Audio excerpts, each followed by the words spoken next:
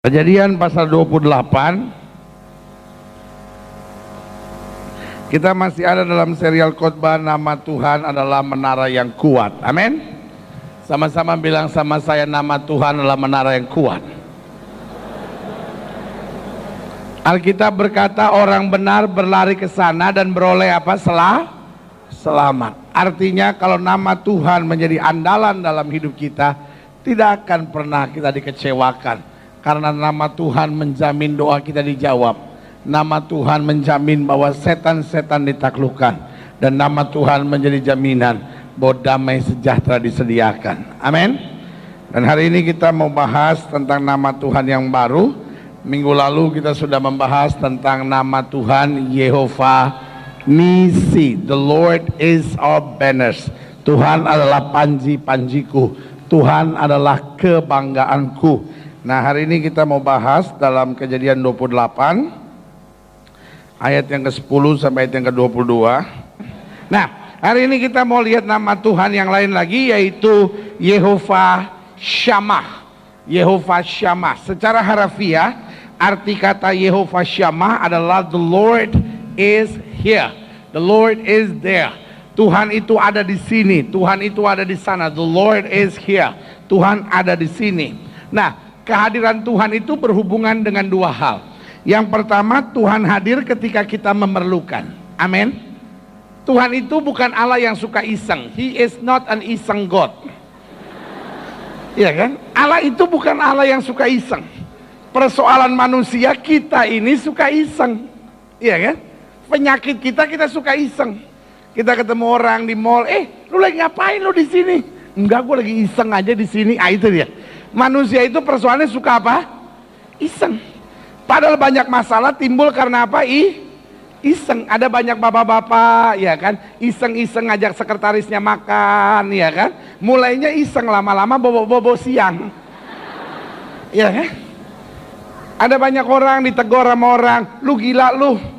Masa lu pacaran sama suami yang udah ada istrinya? Ah, gila lu, mana gua pacaran sama dia, gua cuman iseng. Ah, mulainya iseng. Lama-lama diisengin. Nah, ya kan? Ada banyak orang kenapa pertama kali belajar merokok mulainya iseng. Ya habis gimana pendeta, kita kan sama teman-teman kumpul-kumpul gitu pendeta. Ya gitulah pendeta, mulainya ya iseng lah pendeta. Lama-lama pelanggan tetap. Ya kan? Orang pertama kali ke diskotik, orang pertama kali ke karaoke, mulainya iseng. Lama-lama jadi karyawan tetap. Iya kan? Orang buka situs-situs cabul, orang nonton blue film, mulainya iseng pendeta, pengen tahu apaan sih. Lama-lama penggemar. Iya kan? Orang juga yang melakukan hubungan seks sebelum nikah, mulainya iseng. Ya habis pas liburan pendeta, ngajak pacar ke Bali lah daripada iseng. Pulang-pulang bunting lu. Jangan ketawa, sadar. Makanya jangan suka iseng-iseng dalam hidup ini. Sampai sini sudah ngerti mau saya? Ya kan? Tuhan itu bukan Allah yang iseng. Kalau dia hadir karena kita apa? Memerlukannya. Kenapa dia hadir ketika Sadrak, Mesak, Abednego dilempar ke dapur api? Karena mereka memerlukannya. Kapan lagi Tuhan hadir? Tuhan hadir ketika Daniel dilempar ke gua singa. Kenapa Tuhan perlu hadir? Karena Daniel apa? Membutuhkannya. Hidup Kristen tidak pernah sendiri. Setiap kali kita memerlukan, Tuhan akan hadir di tengah-tengah kita. Berikan tepuk tangan yang meriah buat Tuhan. Yang kedua, Tuhan hadir bukan hanya ketika kita memerlukan, tapi Tuhan hadir untuk apa? Tuhan hadir dengan memiliki tujuan. Tuhan gak hadir asal hadir karena kita memerlukan, tetapi Tuhan yang hadir adalah Tuhan yang memiliki tujuan. Artinya dia siap berbuat sesuatu, sehingga saya percaya kehadiran Tuhan pasti menjadikan hidup kita lebih baik. Berikan tepuk tangan yang meriah buat Tuhan. Jadi secara makna, Yehova Shammah bukan hanya berarti the Lord is here, bukan hanya berarti Allah itu hadir, tetapi Yehova Shammah juga berarti Tuhan hadir karena manusia memerlukannya. Dan ketika dia hadir, dia siap untuk melakukan perbuatan-perbuatan yang luar biasa. Berikan tepuk tangan yang meriah buat Tuhan. Itu yang akan kita belajar hari ini. Kejadian 28 ayat yang ke-10. Maka Yakub berangkat dari Beersheba dan pergi ke Haran. Kenapa dia berangkat dari Beersheba? Nanti saya jelaskan buat saudara. Ya, sampai di satu tempat dan apa? Bermalam di situ karena matahari telah terbenam. Ia mengambil sebuah batu yang terletak di tempat itu dan apa? Dipakainya sebagai alas kepala, lalu membaringkan diri di tempat itu. Saya percaya Yakub pasti sedang menghadapi masa yang tidak menyenangkan. Yakub pasti sedang menghadapi masa yang sukar. Yakub sedang menghadapi situasi yang sama sekali tidak enak buat dia. Sampai dia tidur beralaskan batu. Kita kadang-kala udah beralaskan bantal aja masih belum bisa tidur. Dia tidur beralaskan apa? Batu. Situasi yang dihadapi sedang berat. Tapi lihat selanjutnya. Maka apa? Bermimpilah ia. Satu-satunya hiburannya, dia tidur dalam kondisi tidak enak, situasi hidupnya sedang tidak enak. Untungnya dia mimpi yang enak, saudara-saudara. Kadangkala hidup kita enak tapi mimpi kita nggak enak. Itu yang parah. Ya kan? Banyak orang udah bertobat bertahun-tahun tapi masih suka mimpi yang enggak. Ntar mimpi ketemu engkongnya yang udah mati. Ya kan? Ada orang datangin saya, pendeta, saya dililit ular, lalu saya mimpi dililit ular lalu dipatok ular. Itu artinya apa ya? Saya bilang artinya lu kurang doa. Susah banget. Orang kalau deket Tuhan ngapain lagi mimpi-mimpi kayak begitu? Lagi satu orang bilang sama saya, pendeta, saya mimpi pendeta ya, dikejar-kejar kepiting segede gajah. Saya bilang sama dia, makanya lu kalau pulang dari taman safari jangan makan kepiting. Habis dari taman safari inget gajah, makan kepiting, tidur terbayang-bayang kalau kepiting segede gajah. Bicara-bicara gajah.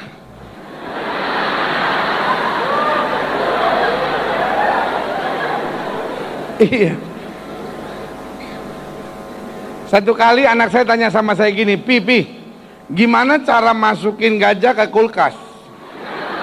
Saya bilang, ya bener dong sayang, dipotong-potong aja supaya bisa masuk kulkas. Dia bilang bukan gajah dong, daging gajah. Oh iya bener juga.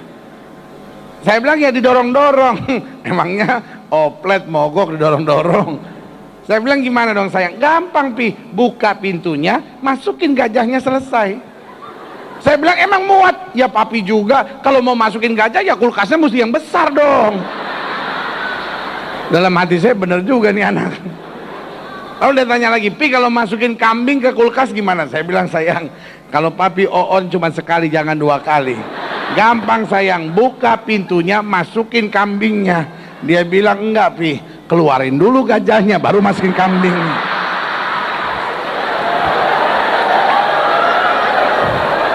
Dalam hati saya, oh ini anak iseng sekali. Memang anak saya itu iseng sekali. Ada keturunan soalnya. Habis itu dia tanya lagi sama saya, Pi, kalau masukin anjing ke kulkas gimana? Gampang sayang, buka pintunya, keluarin kambingnya, masukin anjingnya. Dalam hati saya, emangnya kita on amat ya kan? Buka pintunya, keluarin kambingnya, masukin anjingnya. Dia bilang, Pi, kalau satu gajah masuk, kambing sama anjing langsung masukin aja, nggak usah pakai dikeluarin. Dalam hati saya 3-0. Seperti Indonesia kalah dari Cina kemarin. Aduh. Saudara, hidup Kristen kita tolak mimpi yang aneh-aneh dalam hidup kita. Amin. Kalau ada oma saudara yang udah mati, opung saudara yang udah mati, lalu datangin saudara dalam mimpi, tolak, bilang dalam nama Yesus, roh yang mau ganggu tidur saya aku patahkan dalam nama Yesus. Amin. Karena hidup Kristen kata Alkitab punya berkat yaitu tidur nyenyak. Karena Alkitab bilang apa? Tuhan memberkati orang yang dikasihnya pada waktu apa? Tidur. Jadi hidup Kristen gak akan pernah mimpi-mimpi yang buruk. Kalau kita udah bertahun-tahun masuk gereja masih suka mimpi-mimpi yang buruk, besok pagi bangun dan bilang dalam nama Yesus, roh yang mengganggu tidur saya aku patahkan dalam nama Yesus. Lalu sebelum tidur mulai berdoa dalam nama Yesus. Darah Yesus membungkus pikiran saya, alam bawah sadar saya. Saya tidak akan mimpi-mimpi yang buruk karena saya sudah ditebus oleh darah Yesus. Tuhan berjanji bahwa Tuhan memberkati orang dikasihnya pada waktu tidur. Lalu tidur tenang. Kalau mulai ada mimpi lagi, tolak setan, keluar. Tidur lagi. Karena hidup Kristen tidak akan mimpi yang aneh-aneh. Hidup Kristen kita tahu dalam mimpi Tuhan bicara meneguhkan perjanjian dalam hidup kita. Berikan tepuk tangan yang meriah buat Tuhan. Ayat 12. Maka bermimpilah ia, di bumi ada didirikan sebuah tangga yang ujungnya sampai apa? Langit. Hebat banget mimpi kayak begini. Nggak kepengen bangun kalau mimpi begini. Dan tampaklah apa? Malaikat-malaikat Allah turun naik di tangga itu. Dahsyat. Ayat 13. Berdirilah Tuhan di sampingnya dan berfirman, Akulah Tuhan Allah Abraham nenekmu dan Allah Ishak. Tanah tempat kau berbaring ini akan kuberikan kepadamu dan kepada keturunanmu. Keturunanmu akan menjadi seperti debu tanah banyaknya, dan kau akan mengembang ke sebelah timur, barat, utara, dan selatan. Dan olehmu serta keturunanmu semua kaum di muka bumi akan mendapat berkat. Sesungguhnya aku menyertai engkau, dan aku akan melindungi engkau kemanapun kau pergi. Aku akan membawa kau kembali ke negeri ini, sebab aku tidak akan meninggalkan engkau, melainkan tetap melakukan apa yang kujanjikan kepadamu. Ketika Yakub bangun dari tidurnya, berkatalah ia, sesungguhnya Tuhan ada di tempat ini dan aku tidak mengetahuinya. Ayat 17. Ia takut dan berkata, alangkah dahsyatnya tempat ini. Ini tidak lain dari rumah Allah. Ini pintu gerbang sorga. Keesokan harinya pagi-pagi Yakub mengambil batu yang dipakainya sebagai alas kepala dan mendirikan itu menjadi tugu dan menuang minyak ke atasnya. Ia menamai tempat itu Bet El. Bet artinya rumah, El artinya Tuhan, rumah Tuhan. Dahulu nama kota itu Luz. Lalu bernasarlah Yakub, jika Allah akan menyertai dan akan melindungi aku di jalan yang kutempuh ini, memberikan kepadaku roti untuk dimakan dan pakaian untuk dipakai, sehingga aku selamat kembali ke rumah ayahku, maka Tuhan akan menjadi apa? Allahku. Dan batu yang kudirikan sebagai tugu ini akan menjadi rumah Allah. Dari segala sesuatu yang kau berikan kepadaku akan selalu ku persembahkan apa? 1/10 kepadamu. Tuhan ada di mana? Kita semua yakin bahwa Tuhan ada di sorga. Sebentar lagi kita akan merayakan hari kenaikan Kristus ke sorga. Saya selalu sebut itu hari raya Kristen yang paling jadi anak tiri. Kenapa? Karena kalau Natal, semua merayakan. Bukan hanya gereja, mall ikut merayakan. Ada kalau udah menjelang Natal ada tulisan Christmas Sale, ya. Christmas Sale. Bukan cuma pisang sale, Christmas sale, ya kan? Orang Amerika menyebutnya Christmas sale, ya kan? Jadi mall-mall merayakan Natal. Bukan hanya itu, karaoke dan diskotik juga merayakan Natal, Christmas Eve special, sehingga lagu-lagunya dirubah menjadi lagu-lagu Natal, ya kan? Mulai ada penyanyi muncul, I have a blue Christmas without you. Menyanyi lagi yang satu muncul lagi, I'm dreaming of a white Christmas. Penyanyi satu lagi muncul, I saw mommy kissing Santa Claus. Aduh, minta ampun dah kalau Natal dirayakan di mana-mana, iya kan? Paskah sama Jumat Agung masih lumayan, minimal gereja merayakan. Tapi kalau kenaikan Kristus ke sorga, ya kan? Bahkan banyak gereja udah nggak ada kebaktian kenaikan Kristus ke sorga. Apalagi tahun ini, setelah kenaikan Kristus ke sorga ada cuti bersama. Kamis libur, Jumat libur, Sabtu libur, Minggu libur. Kapan lagi? Long weekend. Sebagian ke Bali, ya kan? Saya juga ke Bali. Saya mau berjemur di pantai.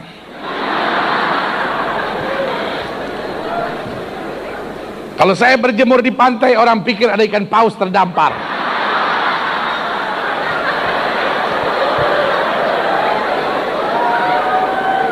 No, I'm just kidding.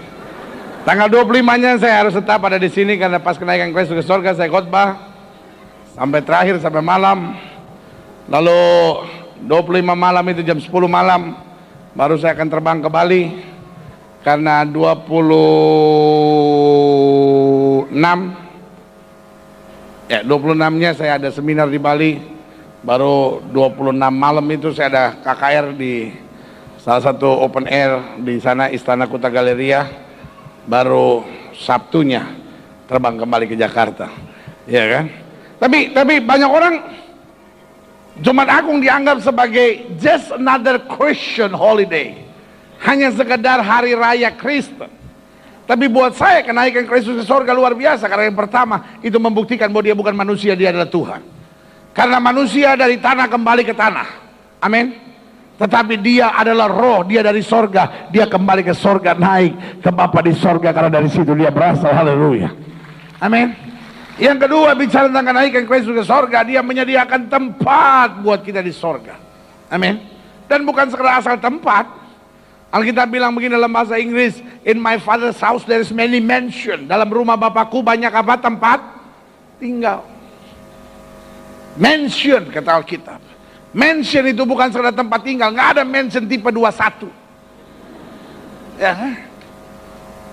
In my father's house there is many mansion. Berarti kita punya rumah megah di sorga. Amin.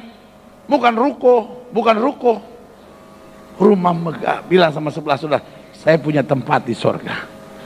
Amin, amin. Bilang sama sebelah saudara, itu juga kalau hidup lo bener. Bilang.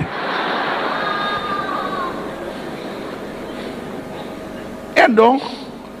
Dan yang ketiga, saya percaya peristiwa kenaikan Kristus ke sorga bukan hanya membuktikan dia Tuhan, bukan hanya meyakinkan kita bahwa kita punya tempat di sorga.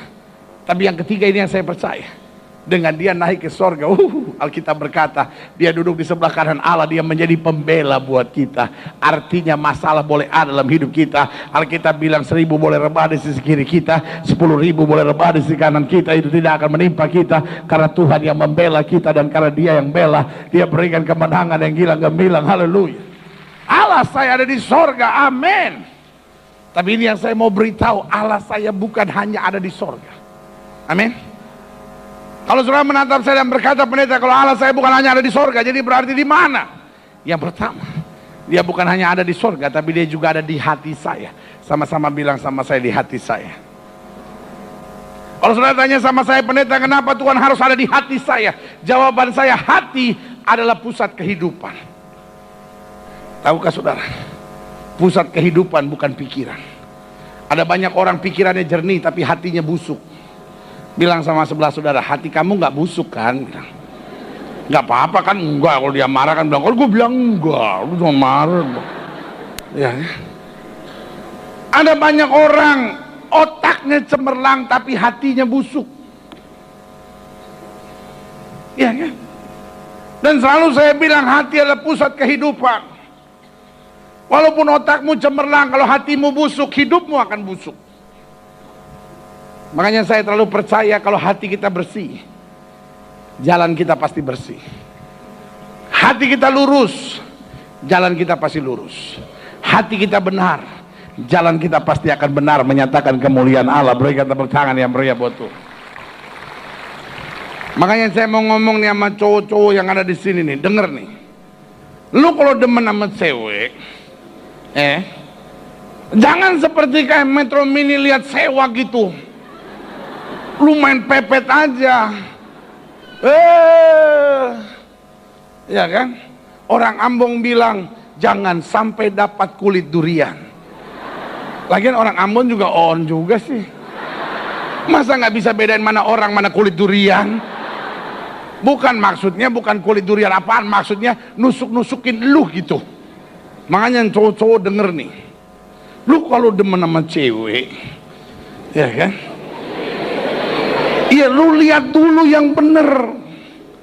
Bukan cuma tampangnya lu lihat. Lu Kenal dulu hatinya. Lu lihat dulu hatinya bersih nggak? Orang bisa aja wajahnya cantik, tapi hatinya busuk. Lu kalau kawin sama yang kayak begitu tuh,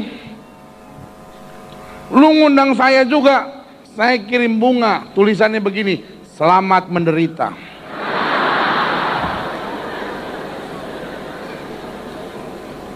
Ya kan? Karena banyak cewek yang dia urus cuman mukanya nih. Pagi-pagi pakai krim, siang-siang ada krim lain lagi, malam-malam ada krim lagi, tengah malam ada krim lain lagi. Satu kali saya mesti doain orang, pas saya datang rupanya saya agak kecepetan. Itu ibu itu di situ pakai tomat, pakai ketimun, betul, pakai advokat. Lu cuci mukanya sekalian pakai sos tomat. Hari ini sos tomat, besok kecap. Iya, terakhir pakai saus tiram.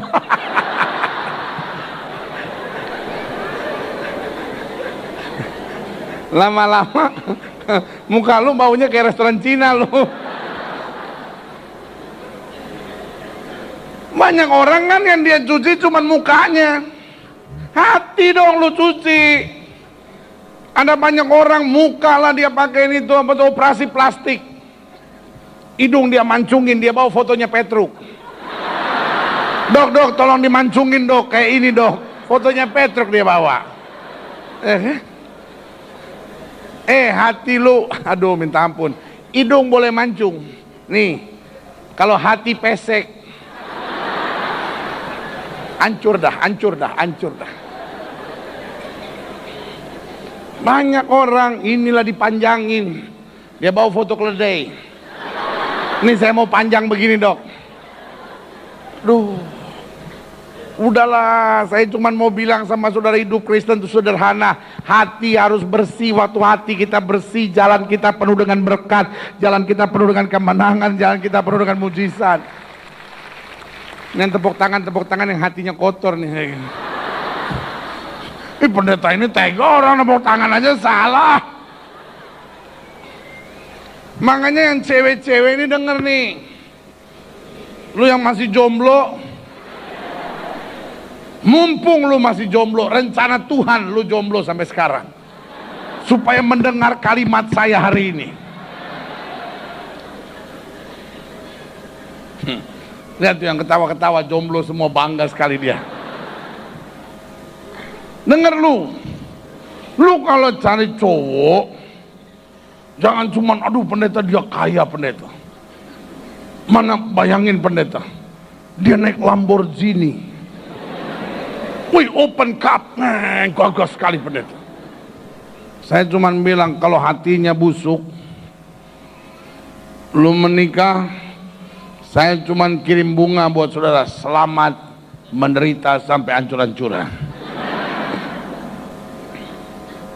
Karena yang saya tahu dasar hidup adalah hati. Maaf ya, maaf. Walaupun cowok itu nggak ganteng-ganteng aman, jerawatan lagi.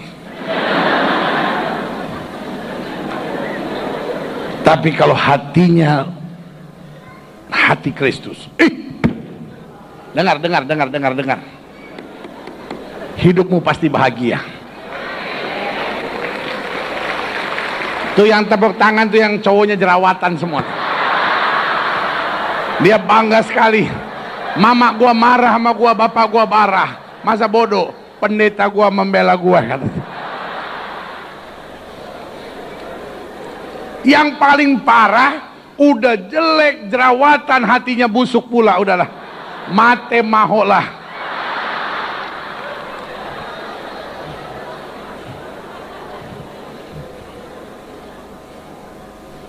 Yang pertama, Tuhan ada di mana? Ada di hati. Yang kedua, Tuhan bukan cuma ada di hati, Tuhan juga ada di rumah kita. Di mana 2-3 orang berhimpun dalam nama Tuhan, Tuhan hadir kan? Amin. Orang kalau bangun rumah tangga bikin janji nikah kan, berarti berimpun dalam nama Tuhan kan. Amin. Tuhan adil. Makanya ibu-ibu kalau marah jangan lempar-lempar apapun. Ada ibu-ibu kalau marah lempar gampur sama suaminya, jangan, kena Tuhan nanti.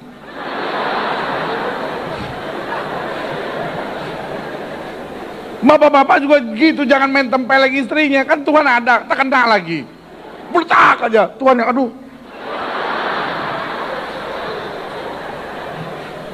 Maksud saya kalau engkau tempeleng istri, ya, siapa yang motret tuh? Jangan motret dari samping dong. Kelihatan gemuk, Ulang.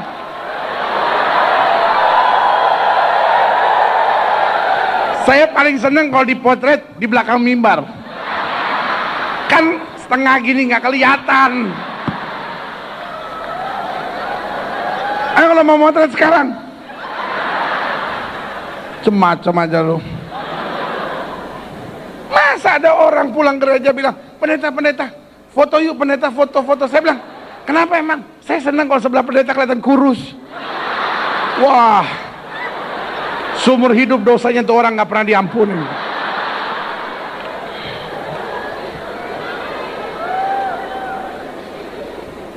Dianggap kita sampukong atau apa?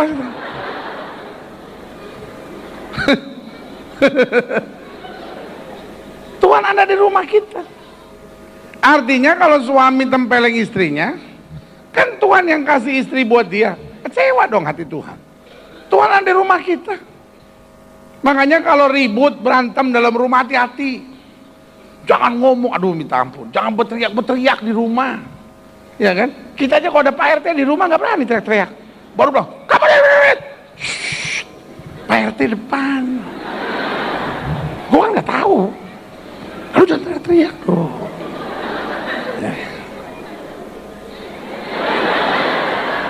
Sekarang kalau suami teriak, istri, Tuhan.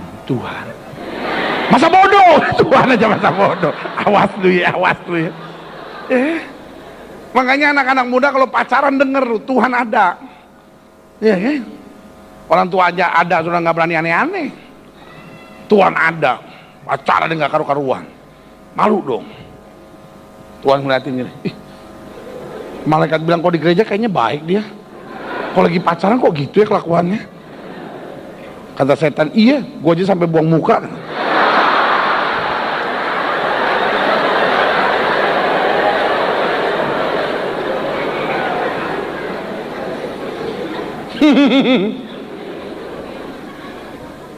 Tuhan ada di rumah kita. Kalau Tuhan ada di rumah kita, kita belajar hari ini. Rumah kita bukan sekedar rumah biasa, rumah kita gerbang sorga. Berikan tepuk tangan yang meriah buat Tuhan.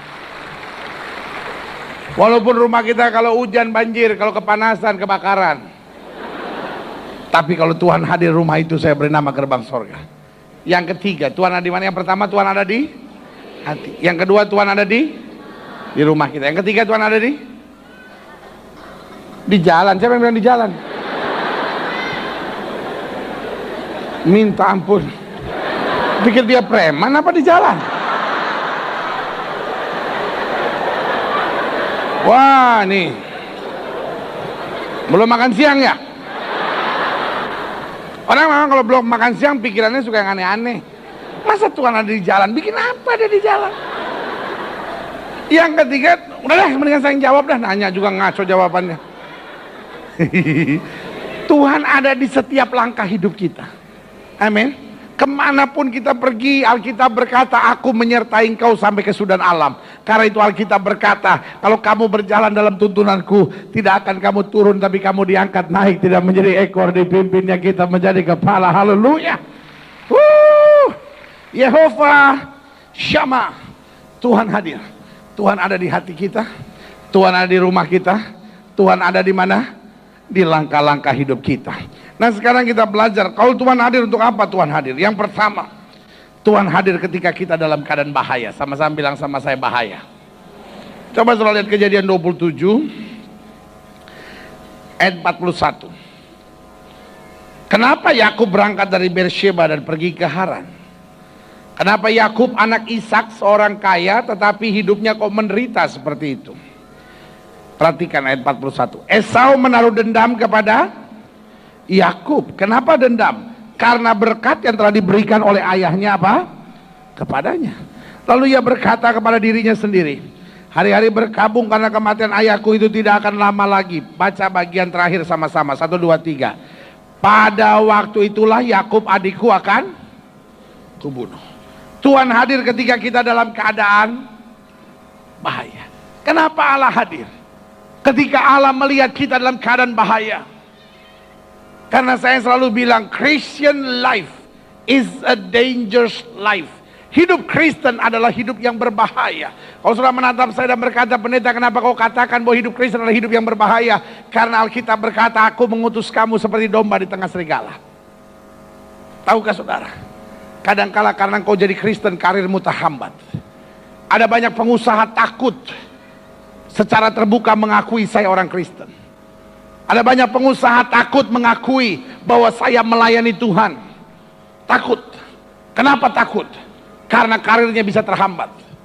Ada banyak orang yang ada di kemiliteran takut hadir dalam kebaktian-kebaktian seperti ini. Sebab kalau dia hadir di kebaktian seperti ini, disorot nanti, dibilang, wih hati-hati tuh, udah mau jadi pendeta. Karirnya terhambat. Alkitab bicara, orang mencari kesalahan Daniel tapi tidak ditemukan kesalahan kecuali dalam hal ibadahnya kepada Tuhan. Bayangkan, ibadah kepada Tuhan sudah dianggap sebagai bagian persoalan dalam hidup manusia. Karena itu saya selalu bilang begini, tahukah saudara, untuk menjadi baik itu 1 tahun kurang. Betul? Untuk menjadi baik 1 tahun itu kurang. Saya mau tanya sama saudara, untuk bisa sabar setahun cukup nggak? Saya mau tanya sama saudara, habis dibaptis langsung sabar nggak saudara? Habis keluar dari air baptisan langsung sabar nggak? Hah? Langsung sabar nggak? 3 hari pertama sabar, hari keempat mulai berat ya setelah dibaptis ya. Ada aja pencobaan, berat ya. Hari kelima, hari keenam, hari ketujuh meledak, duar, gunung Merapi meletus. Iya kan? Teman, untuk sabar gampang nggak? Bu, untuk sabar gampang nggak bu? Setelah ikut perjamuan langsung bisa sabar nggak bu? 2 jam habis itu, 3 jam habis itu masih bisa sabar. Kan saya baru ikut perjamuan, tenang. Tapi pendeta gitu ya, pendeta setiap kali kita mau belajar sabar ada setan-setan kurang ajar ini yang bikin ganggu. Ya kan? Untuk jadi baik, saya selalu bilang begini, setahun kurang. Tapi untuk jadi jahat, sehari cukup. Ya kan? Untuk jadi penjahat sehari cukup. Setelah pergi bergaul sama orang yang gak benar, dari seorang yang cinta Tuhan, dari seorang yang mengasihi Tuhan, lalu bergaul sama orang yang pakai narkoba, hidup dengan seks bebas, nonton blue film, segala macam, hancur 1 hari, ngancurin hidup sudah seluruhnya. 1 kali orang pakai narkoba, sulit sekali untuk lepas. Makanya saya bilang, hidup Kristen jangan iseng, hidup Kristen jangan coba-coba. Sekali orang coba merokok, susah untuk lepas. Sekali orang coba nonton blue film, sekali orang coba lakukan hubungan seks sebelum nikah, terus terikat dalam hidupnya. Sebagai hamba Allah saya tekankan, hidup Kristen adalah hidup yang berbahaya. Kenapa? Karena kita jadi target. Setan ingin sekali merusak, setan ingin sekali ngancurin, setan ingin sekali buat kita kecewa dan putus asa. Tapi saya mau beritahu, hidup Kristen adalah hidup yang nyaman. Hidup Kristen adalah hidup yang indah. Kenapa? Karena Tuhan berjanji membela kita. 1 utas rambut kita pun tidak akan jatuh ke tanah tanpa izin Tuhan. Berikan tepuk tangan yang meriah buat Tuhan. Kapan Kristus hadir? Ketika kita dalam bahaya. Waktu kita dalam bahaya, waktu kita dalam tekanan, waktu kita dalam masa-masa yang sukar, nggak pernah perlu kecil hati. Imani dalam hidup kita, saya tidak sendiri. Tangan Tuhan yang kuat menyertai saya dan memberikan kemenangan yang gilang gemilang. Haleluya. Yang kedua saya pelajari, coba lihat ayat yang ke-12. Maka bermimpilah ia di bumi, ada didirikan sebuah tangga yang ujungnya sampai di langit, dan tampaklah malaikat-malaikat Allah apa? Turun naik di tangga itu. Berdirilah Tuhan di sampingnya dan berfirman, akulah Tuhan Allah Abraham, nenekmu dan Allah Ishak. Tanah tempat kau berbaring ini akan kuberikan kepadamu dan kepada keturunanmu. Yang kedua saya pelajari Tuhan hadir untuk apa? Untuk menyatakan dahsyatnya rancangan Tuhan. Tuhan hadir bukan sekedar untuk menghibur Yakub sambil berkata, "Kub," maksudnya Yakub, "Kub, lagi susah ya?" Kasihan. Ya. Tuhan hadir bukan sekedar untuk menghibur Yakub, tapi Tuhan hadir untuk menyatakan rancangan yang dahsyat dalam hidup Yakub. Artinya Tuhan sedang bilang sama Yakub, "Kub, engkau boleh saja sekarang tertidur dengan batu menjadi alas kepalamu, tetapi ini rancanganku bagimu. Keturunanmu akan mengembang ke utara, selatan, barat, dan timur. Bahkan bukan hanya keturunanmu akan mengembang, tetapi oleh kamu dan oleh karena keturunan kamu, semua orang di muka bumi akan mendapat berkat." Berikan tepuk tangan yang meriah buat Tuhan. Amin. Kita kadang-kala pusing cuman persoalan hari ini. Tetapi ini yang saya mau bilang sama saudara. Di tengah persoalan kita hari ini, Tuhan punya sebuah agenda yang kita kadang-kala belum mengerti. Tuhan punya sebuah program yang kita belum mengerti. Tetapi yang saya tahu hanyalah ini. Selama kita taat, pasti ada sesuatu yang dahsyat yang Tuhan kerjakan. Amin. Yusuf, Allah jadikan dia kemudian Perdana Menteri. Yakub, kemudian Tuhan jadikan sebagai sebuah bangsa yang bernama Israel. Daud, kemudian Tuhan angkat menjadi raja. Daniel, Tuhan buat menjadi seorang pemimpin besar di tanah Babel. Masing-masing dengan rencana Tuhan yang berbeda. Tapi satu kesatuan sama kita lihat, bahwa di balik masa-masa yang sukar, Tuhan hadir bukan sekedar menghibur, tapi Tuhan hadir untuk menyatakan rancangan Tuhan besar dalam hidup kita. Amin. Berarti kalau kita menghadapi pergumulan, kita tahu masalah bukan akhir dari hidup kekristenan. Amin. Yusuf terbaring, kecewa, beralaskan batu di kepalanya. Segala pikiran-pikiran negatif mulai muncul dalam pikirannya. Tapi Tuhan menatap dia dan berkata, "Yakub, engkau akan menjadi bangsa yang besar." Saudaraku yang kekasih dalam Tuhan, hari ini saya mau ingatkan buat saudara, kalau kau sedang menghadapi masalah dan pergumulan, jangan tangisi masalah pergumulan, jangan biarkan pikiran-pikiran negatif menguasai hidupmu. Pandang rencana Allah, bahwa masalah bukan akhir, tapi di balik semuanya ada kedahsyatan kuasa Allah yang akan berlaku bagi orang percaya. Haleluya. Yang ketiga, Tuhan hadir. Tuhan hadir ketika kita dalam keadaan bahaya. Yang kedua, Tuhan hadir untuk menyatakan dahsyatnya rancangan Allah. Yang ketiga, coba lihat ayat 15. Sesungguhnya dikatakan apa?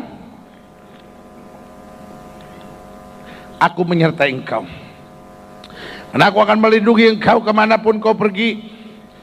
Haleluya. Dan apa? Aku akan membawa kembali engkau ke negeri ini. Sebab dikatakan apa? Aku tidak akan meninggalkan engkau, melainkan tetap melakukan apa yang kujanjikan kepadamu.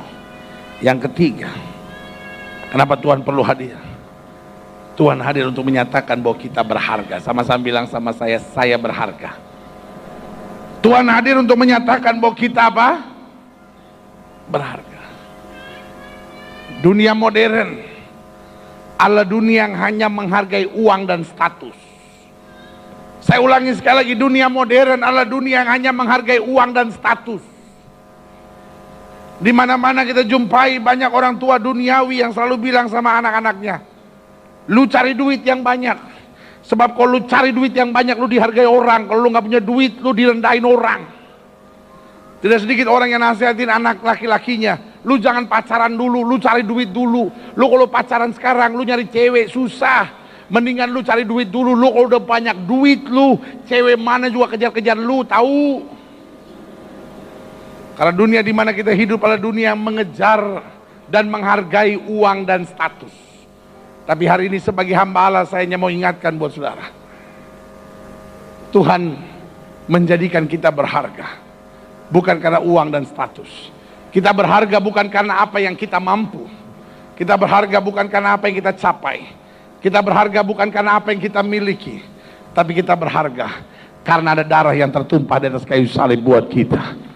Amin. Dunia modern adalah tempat di mana manusia saling merendahkan satu sama lainnya. Coba dengar bahasa-bahasa orang sekarang. Aduh, minta ampun. Suami marah sama istrinya. Lu bikin sial hidup gue. Lu memang pembawa sial. Sampai istrinya langsung nangis kecewa. Ya ampun Pak, kok sampai begitu amat Pak? Mungkin Pak aku memang pembawa sial buat kamu. Tapi kamu tahu Pak, kamu pembawa kutuk buat aku Pak. Bayangin, istri pembawa sial, suami pembawa kutuk, anak-anaknya tuyul semua itu. Saya nggak peduli tahu masa lalu saudara. Saya nggak peduli tahu orang ngomong apa tentang saudara. Saya nggak peduli tahu apa latar belakang pendidikan saudara. Tapi yang saya tahu adalah, kalau engkau mengenal Yesus sebagai Tuhan dan Juru Selamat dan hidupmu seturut dengan firman-Nya, saya percaya hidupmu berharga di hadapan Tuhan. Amin. Orang sekarang nggak bisa saling menghargai. Orang sekarang, aduh bayangin. Orang kalau marah sama pembantunya, kamu tuh tolol, nggak ada otak, bego amat sih. Sampai pembantunya bilang, Nyonya, kalau saya pintar Nyonya, saya ikut ekstravaganza Nyonya. Saya kalau pintar Nyonya, udah jadi pembawa acaranya Republik BBM. Saya kalau pintar Nyonya, saya ikut Indonesian Idol. Dan kalau saya menang, orang kayak Nyonya, saya buang muka nih. Dia belum menang aja udah ngelunjak. Saya cuman bilang sama saudara, denger nih. Kalau kita menyadari bahwa hidup kita berharga, yang pertama kita takut berbuat dosa. Karena kita tahu akibat dosa manusia kehilangan kemuliaan Allah. Amin. Alkitab bilang bukan tangan Tuhan kurang panjang, bukan telinganya nggak sanggup dengar. Yang menjadi jurang penghambat antara kamu dengan Allahmu yaitu segala apa? Dosamu. Berarti yang pertama saya pelajari, orang kalau menyadari bahwa dirinya berharga, dia jangan hidup dalam dosa. Karena kita tahu Tuhan sudah membuat hidup kita berharga, dan dosa membuat kita dipermalukan orang. Dosa membuat hidup kita nggak berharga. Saudara boleh miskin, tapi kalau hidupmu benar, berjalanlah tegap. Amin. Saudara boleh jadi orang kaya, tapi kalau korupsi, malu. Saudara boleh jadi orang kaya, tapi kalau hamilin anak orang. Saudara boleh kaya, tapi kalau hidup dalam dosa. Saya mau beritahu, engkau hanyalah orang yang terbuang di hadapan Tuhan. Sebagai hamba Allah, saya hanya mau ingatkan buat saudara. Saudara boleh nggak sekolah tinggi, tapi kalau hidupmu benar, siapkan dirimu. Alkitab berkata, Tuhan akan menjadikan kau kepala dan tidak akan menjadi ekor. Berikan tepuk tangan yang meriah buat Tuhan. Yang kedua, kalau kita tahu kita berharga, maka kita akan tahu bersyukur dalam segala perkara. Amin. Kita nggak cepat mengeluh. Dan yang ketiga, kalau kita tahu kita berharga, kita akan belajar menghargai orang lain. Pak, konflik dalam rumah tangga itu biasa. Tapi jangan mengucapkan kata-kata yang merendahkan harga diri istri. Bu, konflik dalam rumah tangga bisa saja terjadi.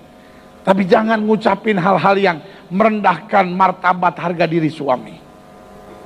Bu, Pak, anakmu bisa salah Pak. Anakmu bisa salah Bu. Tapi gak usah maki dia dengan kata-kata yang merendahkan harga diri. Lu dasar tolol lu, seumur hidup lu bakal tolol lu gak bakal maju hidup lu. Itu bukan marah Pak. Itu mengutuk buat saya. Mulut harus kita jaga. Karena kita tahu kita diangkat berharga oleh Kristus. Biarlah dimanapun kita ada, kita memberi kekuatan buat orang lain. Sehingga lewat hidup kita, kita memberitahu bahwa dia berharga bagi Allah. Berikan tepuk tangan yang meriah buat Tuhan. Yang pertama, Yehovah Shammah, Tuhan hadir ketika kita dalam bahaya.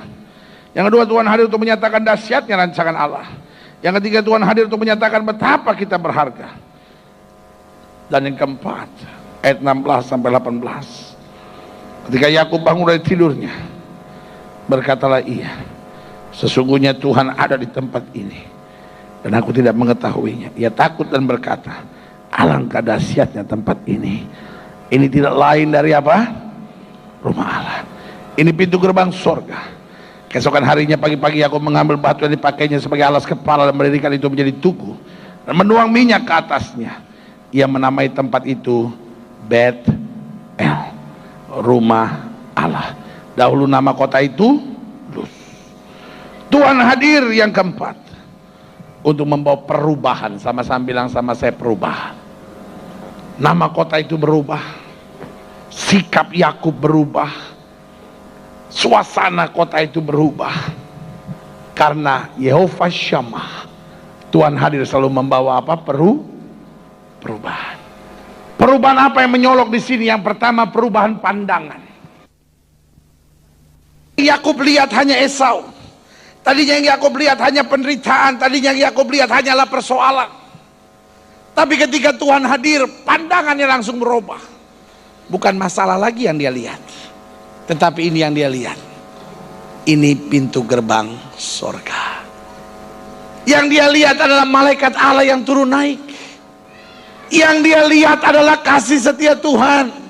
Sehingga dia berkata, Yehovah Shammah. Dia robah nama kota itu, bukan lagi Luz tapi Betel. Ini rumah Allah. Saudara, selama pandangan sudah hanya masalah, ya pendeta saya lahir dari keluarga yang broken home, ya pendeta mama lebih sayang cici daripada sama saya, papa lebih kagum sama kakak saya daripada sama saya, karena saya memang nilai-nilai saya nggak sebaik kakak memang seorang sarjana, saya cuma lulusan SMA biasa. Saudara yang kasih dalam Tuhan, selama yang kau pandang hanya masalah, engkau nggak pernah lihat mujizat dalam hidup saudara. Tapi kalau engkau udah mulai pandang Tuhan dalam hidupmu, di tengah masalah saudara pokoknya maju aja dan ingat ada Tuhan yang membela aku, engkau di situ akan melihat kemenangan yang luar biasa yang Tuhan sediakan. Yang kedua, yang berubah bukan hanya pandangan, tapi yang kedua yang berubah adalah semangat. Sehingga dia bangun pagi-pagi, langsung ambil batu itu, dia tuangkan minyak, dia bangun tugu di situ. Ada something that bring him on fire. Ada sesuatu yang bawa dia jadi berapi, bersemangat begitu. Tadinya dia udah pikir, aduh gua tidur sekarang nggak bangun juga nggak apa-apa dah. Tapi sekarang ada berubah semangat. Kadang-kadang kita udah nggak punya semangat. Kenapa kita nggak punya semangat? Karena kita salah memandang hidup ini. Kita memandang hidup ini sebagai bagian dari persoalan. Tapi buat saya hidup bukan bagian dari persoalan, tapi hidup adalah bagian dari kesempatan. Amin. Ketika orang merancangkan yang jahat buat saudara, itu adalah kesempatan. Kesempatan untuk menjadi saksi Tuhan. Kesempatan untuk mempersiapkan mahkota buat kita di sorga. Dan kesempatan untuk membalas cinta Tuhan dalam hidup kita. Amin.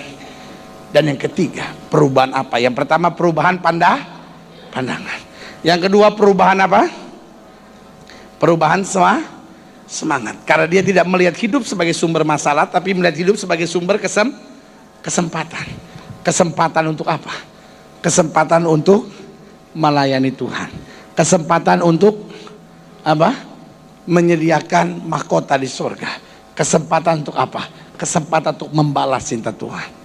Dan ketiga, perubahan apa? Bukan hanya perubahan pandangan, bukan hanya perubahan semangat, tapi perubahan kerinduan. Perubahan kerinduan. Tadinya Yakub cuma berpikir tentang berkat. Yakub tadinya cuma pikir keuntungan. Tetapi sekarang ada sesuatu yang berubah dalam kerinduannya. Karena itu tanpa disuruh siapapun, dia berkata, dari semua penghasilanku. Kalau sudah lihat bagian terakhir, dikatakan apa? Ayat ke-22, dan batu yang kau dirikan sebagai tugu ini akan menjadi rumah Allah. Dari segala sesuatu yang kau berikan kepadaku akan selalu kau persembahkan apa? 1/10 kepadamu. Tanpa ada yang suruh, tanpa ada yang atur, tanpa ada yang perintahkan. Dia bilang, pokoknya dari semua yang aku hasilkan, aku kembalikan 1/10. Itu yang saya bilang. Ada kerinduan yang berbeda.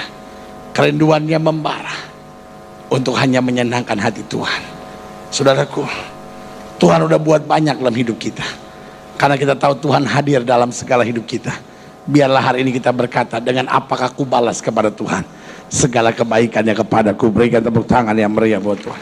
Kita bangkit berdiri. Ku tahu Bapa peliharaku, Dia baik. Kita punya Bapa yang baik. Kita punya Bapa yang tidak pernah mengecewakan kita. dalam keadaan apapun dalam hidup kita, ingatlah nama Allah ini, Yehovah Shammah. Dia bukan hanya Allah yang ada di sorga sana, tapi dia Allah yang ada di hati kita. Dia Allah yang menggenggam tangan kita. Dia Allah yang just walk beside us. Dia Allah yang berjalan di sisi kita. Dan dia berkata, I will never leave you. Aku gak pernah dan gak akan pernah meninggalkan engkau. Ku tahu Bapa peliharaku. Ku tahu Bapa peliharaku.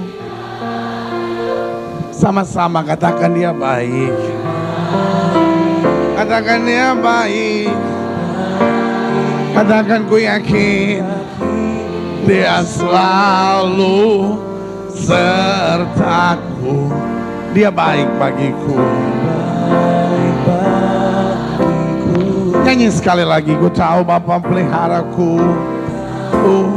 Bapa peliharaku. Katakan dia baik. Bapa gak pernah kecewakan aku. Bapa gak pernah tinggalkan aku.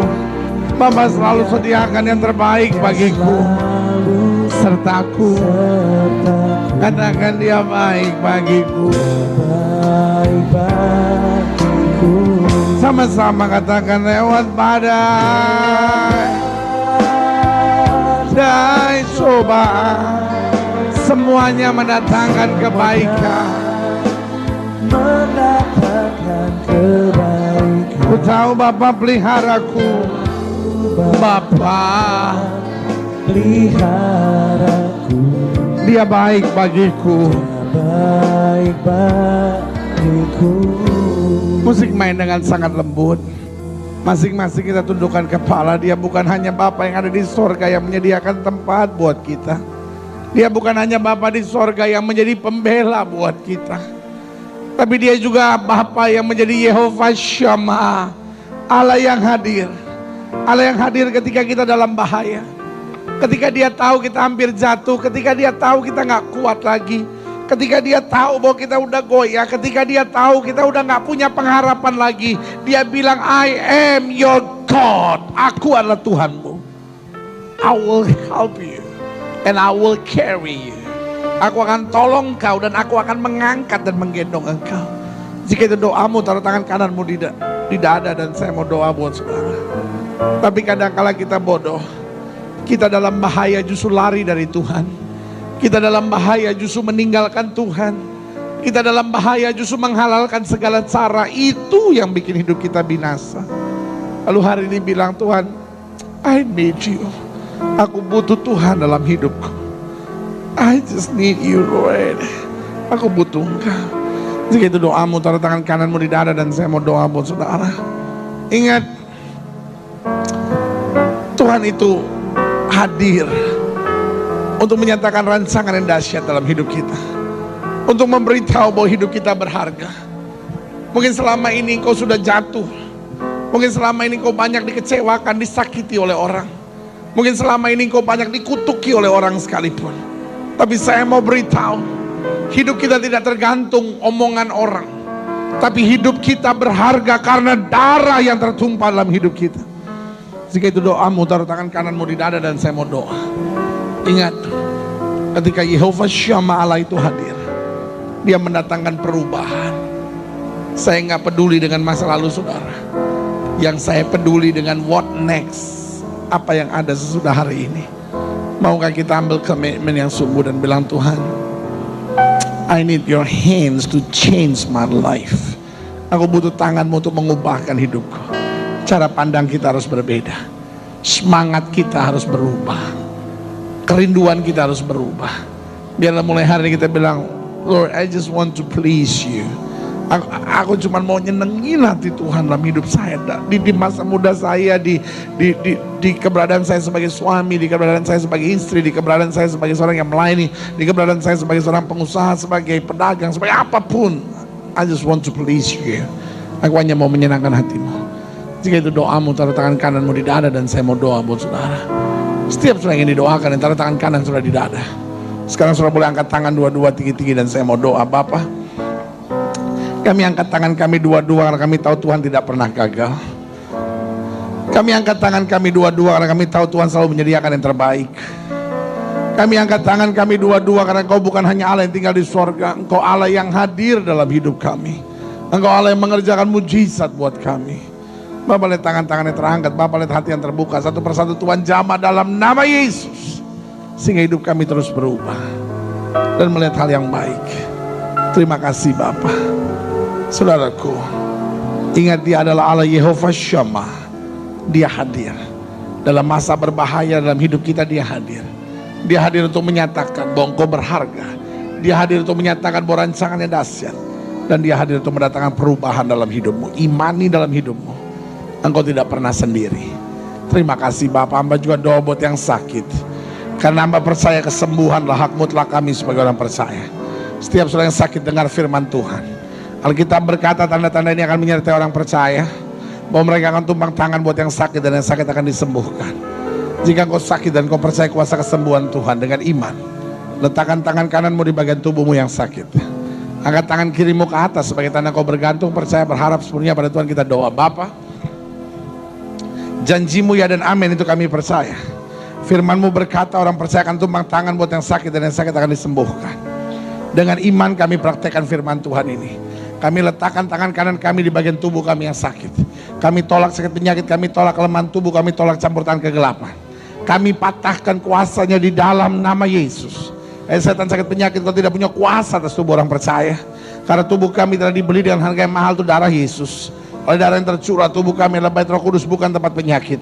Kami perintahkan keluar dalam nama Yesus. Kuasa kesembuhan, berkat, mujizat mulai terjadi. Karena kami percaya, oh haleluya, Yesus kami tidak berubah dulu, kemarin, hari ini, dan sampai selama-lamanya. Oh, dengan iman dan bersorak-sorai kami nyatakan oleh bilur Yesus kami sudah disembuhkan. Terima kasih Bapak. Setiap orang yang sudah didoakan untuk kesembuhan, tanamkan dalam rohmu, aku sembuh oleh bilur Yesus. Jangan bimbang, karena Alkitab berkata sesuai dengan imanmu jadi padamu. Di atas kayu salib Yesus berkata sudah selesai. Semua harga dosa, harga penyakit, harga penderitaan sudah diselesaikan Yesus di atas kayu salib. Tinggal kita imani dan kita tahu baginya tidak ada perkara yang mustahil. Silakan turunkan tangan, Tuhan berkati. Bapa, hamba mengasihi jemaatmu satu persatu. Apa yang Tuhan taruh di hati hamba sudah hambamu sampaikan bagi umatmu. Hamba doa sehingga kau meteraikan setiap firman dalam hidup mereka, sehingga mereka jadi pelaku-pelaku firman dan hidup dalam kemuliaan-Mu. Sehingga mulai hari ini apapun yang mereka kerjakan berhasil dalam nama Yesus. Mereka tidak akan turun tapi diangkat naik. Tidak menjadi ekor tapi dipimpin menjadi kepala. Mereka berjalan dari kemenangan lepas pada kemenangan, masuk dalam kemuliaan-Mu yang kekal. Maka digenapkan firman-Mu dalam hidup mereka, bahwa satu orang bertobat, seluruh isi rumah tangga diselamatkan. Sehingga kami semua dapat berkata, aku dan sisi keluargaku, kami melayani Tuhan. Kami bangga punya Tuhan seperti Engkau. Dan kami mau setia. Tutup mata kita, angkat tangan kita dua-dua. Nyanyikan pujian ini sekali lagi. Ku tahu